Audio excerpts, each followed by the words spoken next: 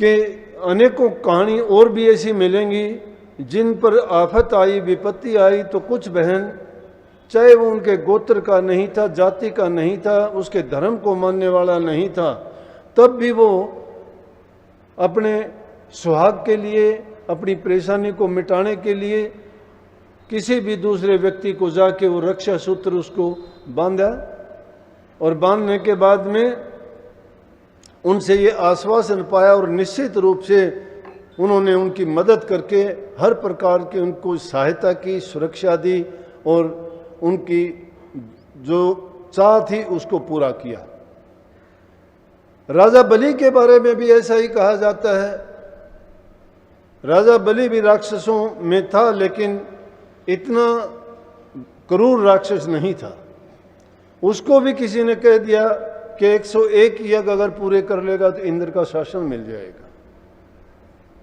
राजा बलि ने यज्ञ पूरे कर लिए थे, लगभग 1 यज्ञ बाकी रहा। इंद्र को खतरा हो गया कि ये राक्षसों का राजा बलि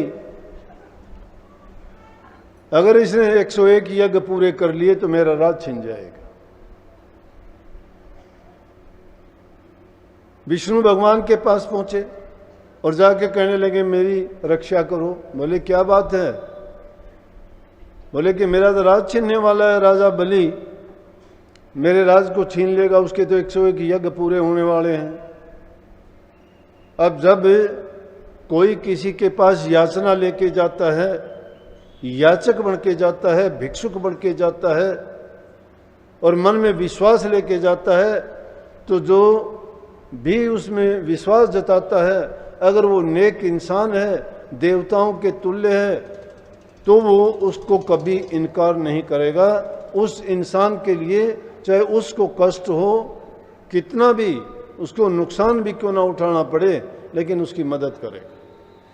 विष्णु भगवान उनके लिए 52 रूप धारण करके राजा बलि के पास पहुंचे और राजा बलि के पास जाके उन्होंने 3 कदम भूमि मांग ली, क्योंकि राजा बलि का ये नियम था कि कोई भी ब्राह्मण जब आएगा तो ब्राह्मणों का काम दान दक्षिणा लेना और उनके जितने भी धार्मिक अनुष्ठान कर्म थे वो थे। लेकिन राजा बलि ने जब देखा कि कोई ब्राह्मण आया है, बल्कि उसके गुरु शुक्राचार्य ने उसको कहा कि बलि, ये छद्म रूप धार के भगवान खुद तेरे दर पे आए हैं और तुझे ठगने के लिए आए हैं, तू इनकी बातों में मत आ। कहने लगे आप मेरे गुरु हो, ये बात मुझे माननी चाहिए आपके वचन को, लेकिन मेरा प्रण यह है कि मैं ब्राह्मण को खाली नहीं जाने दूंगा। अब दोनों बातों के बीच में गुरु की अवहेलना करके राजा बलि ने ब्राह्मण को दान में 3 कदम भूमि देने का प्रण कर लिया, उनको वरदान दे दिया कि मांगो आप। लेकिन राजा बलि को छड़ने के लिए 52 भगवान ने 2 कदम में तो पूरी पृथ्वी आकाश सब कुछ माप लिया, और जब तीसरा कदम रखने की बात है, बोला कि ये कहाँ रखूं, अब कोई जगह नहीं रही। तो राजा बलि ने कहा मेरी छाती पे रख, मेरी छाती पे रख ले। जब छाती पे रखा, उस पे पांव रख के उसको पाताल में बोला कि तू चल यहाँ पाताल में रह। लेकिन उसने भी, राजा बलि ने वरदान पा लिया था कि अगर मैं यहाँ रहूँगा तो आप मेरे साथ रहोगे। वरदान देने से पहले ये कहा कि मैं आपके यहाँ छोटी मोटी कुटिया बना के आपके दर पे ही पड़ा रहूँगा, आपके दर पे पड़ा रहूँगा। बोला तो चलो दे दिए, 3 वरदान लिया। अब दर पे पड़ा रहने की बात थी। पाताल में राजा बलि गए और वहाँ पे विष्णु भगवान पहरेदार बन के उनके दरवाजे पर खड़े रहे, क्योंकि उन्होंने कह दिया था कि मैं भी आपके दरबार के पास में पड़ा रहूँगा। अब लक्ष्मी जी को चिंता हो गई, क्या करे, विष्णु भगवान आए नहीं। सोचती है कहाँ गए, इधर उधर देखती, पता करती, नहीं पता लगा। पता देने वाले संदेशवाहक जो सब लोकों में घूमते फिरते नारद जी पहुंचे, और नारद जी ने बताया किस बात की चिंता में हो लक्ष्मी जी। कहने लगे कि पता नहीं कहाँ गए, क्या हुआ।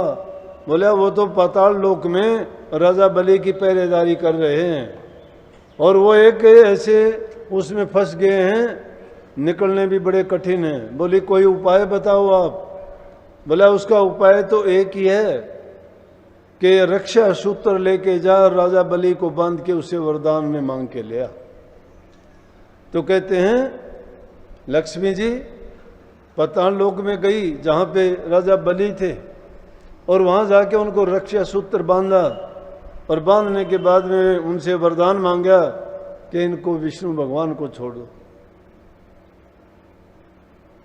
क्योंकि ये उसका महत्व है। ये रक्षाबंधन का कहते हैं वहां से भी प्रचलन शुरू हो गया। अब अनेकों और